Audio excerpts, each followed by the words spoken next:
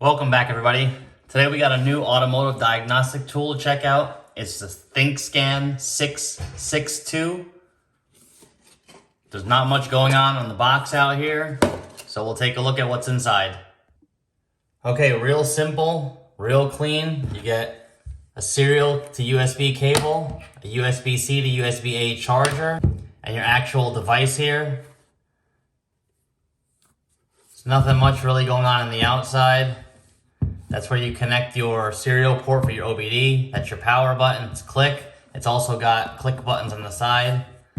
Also have an area for your charging port and looks like a USB mini or micro to go in there. We're gonna start it up, see how quick it turns on.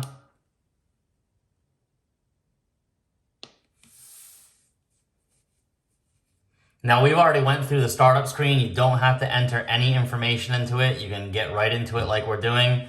It loads up fairly quickly. While it's doing that, we'll take a look at the manual over here. And it comes in several different languages, as you see on the side here.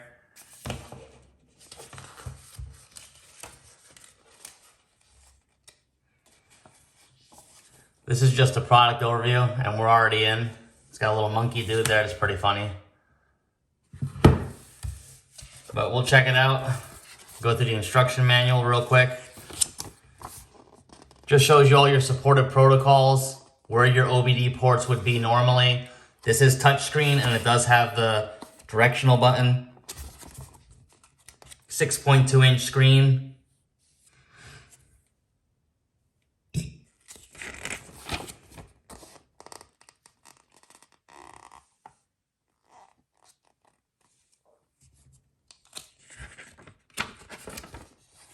That's really it. Not too much going on there. So we'll just go through it real quick. ABS, airbag, anti-theft key, that's to reprogram keys, battery, brake pad reset, D.P.F, throttle, gearbox, injector coding, TPMS, steering angle, and oil reset. So those are the only ones for maintenance.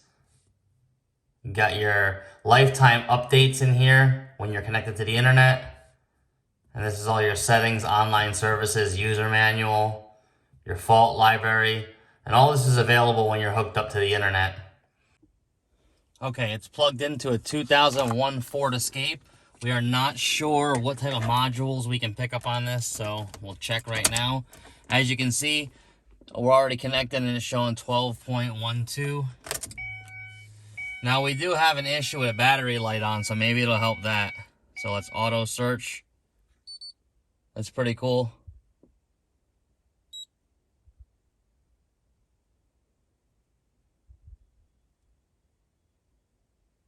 So this is all in real time right now.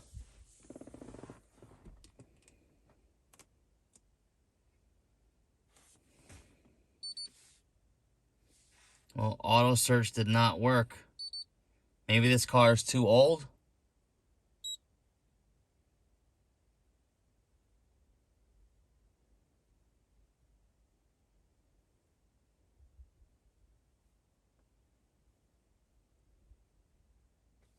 Very interesting. So we're going to go in and try and manually put this information in. All right, we're in the Ford settings now, so let's see if we can automatically search.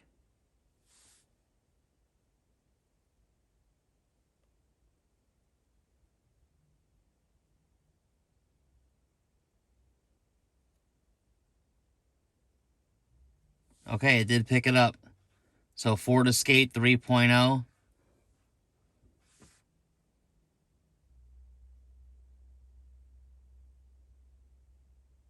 All right, let's go to health report. See what that says. Oh, we got a lot of codes here, huh? EV.AP. Wonder what all that's for. 7 DTCs. All right, let's go to system scan. It's generally pretty quick if you look at it. All right, not sure what system scan did. It didn't really do too much. Okay, a vehicle this old is not going to really have any bi-directional coding or anything, but what we can do is go into the PCM here, and we can read some data stream, and we'll just select all of them, and we'll start it up and show you now. This will be extremely helpful in diagnosing older cars, and we should start seeing things on here in a second.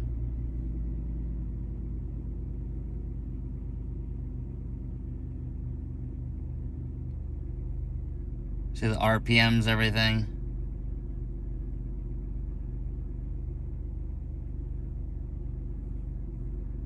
That's the current RPMs.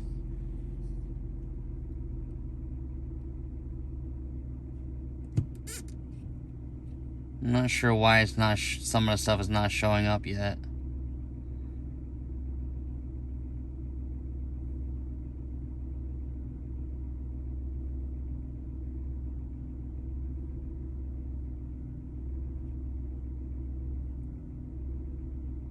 So you get some data in here.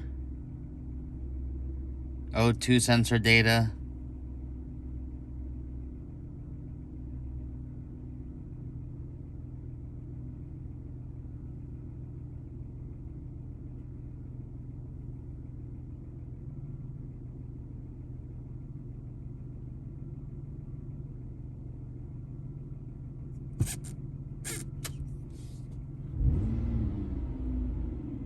See if anything changes.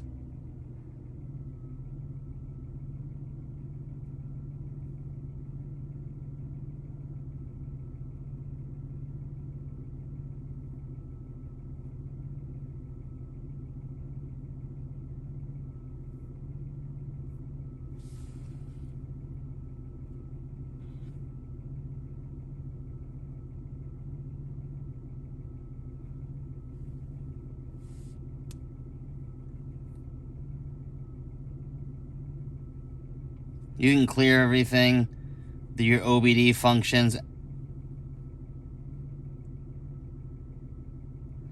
Now we'll go over to a car that's a little newer and see if we can actuate some of the other features. It's hooked up to a newer model Chevy, so hopefully it scans automatically and picks it up.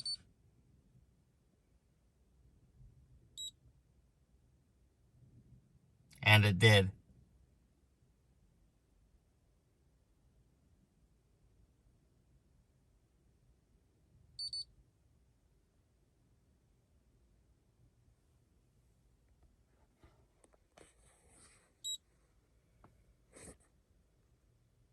All right, so now that we're in, we're gonna go to automatically search. We're gonna read the VIN. Okay. You see it's pretty quick. We'll go to health system report.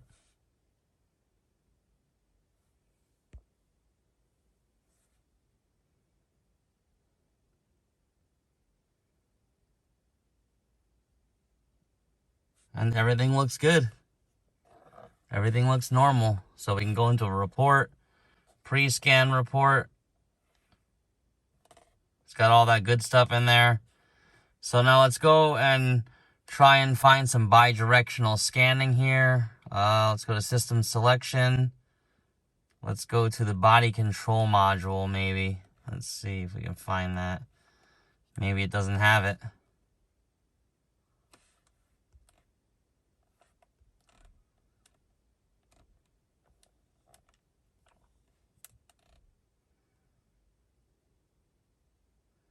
See if we can turn the cooling fans on real quick.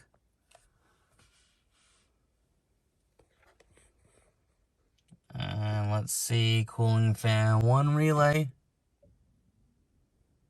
Not sure if you heard that, but it's on.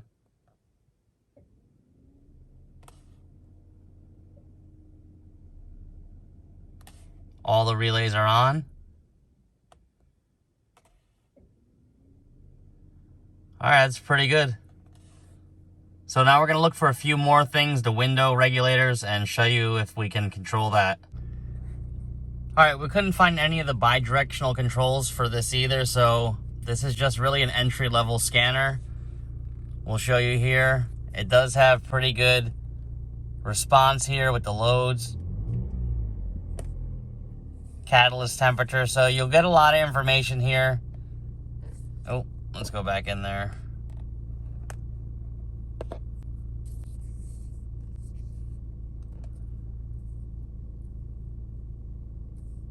And this can give you a lot of information if you're a new tech coming in.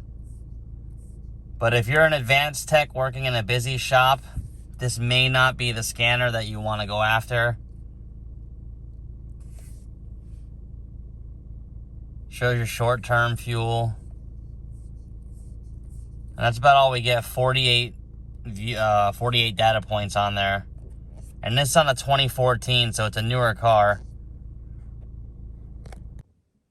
Okay, my final thoughts on the ThinkScan 662. We hooked it up to a later model BMW, a 2018, and the same thing, there's no bi-directional control into the body modules, so you can't do any windows, door locks, anything like that. No radio, no navigation. What it did allow was access to the engine module, which you can turn on the cooling fans, various different solenoids in the transmission and stuff like that. So what this tool will be good for is your entry-level mechanic at your entry-level shop. This is not an advanced scan tool. It's not designed to be, but it is designed to get you into the automotive industry as an entry-level mechanic. And if you can get it on sale, it's a decent scanner. Hope this helps. Thanks for watching. Please subscribe.